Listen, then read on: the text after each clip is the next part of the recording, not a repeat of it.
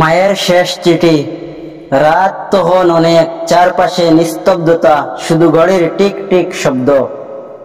Mobile হাতে ব্যস্ত ছিলাম ফেসবুক আর টিকটক নিয়ে। মা বারবার ডাকছিল, বাবা একটু আমার কাছে আয়, কথা বলবো। আমি রেগে গিয়ে বললাম, এত কি বলার আছে? সারাক্ষণ শুধু বক বক, এখন তো আমার একটু সময় দরকার। মা চুপ করে গেল। রাত বাড়তেই মা দরজায় দাঁড়িয়ে কাপা গলায় বলল, বাবা আমি জানি আমার সময় শেষ, তোকে অনেক কথা বলার ছিল। জানিস, তোকে কুলে নেয়ার দিনগুলো এখনো আমার চোখে ভাসে।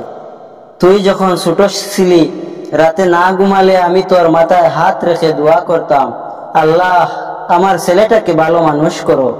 জানি আজ বড় হয়ে গেছিস, হয়তো সময় নেই, ভালোবাসাও নেই, তবুও তুই আমার জান।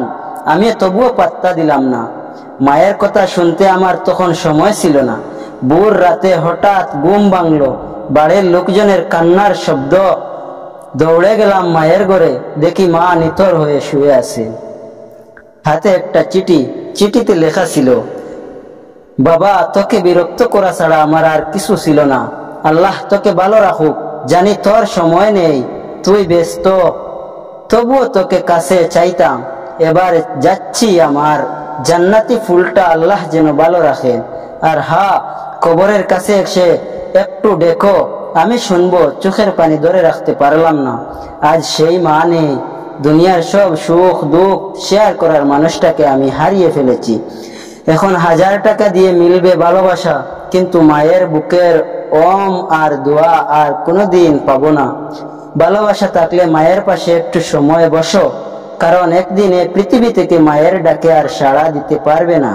তখন শুধু কবরের মাটিতে কান্না করা ছাড়া কিছুই থাকবে না।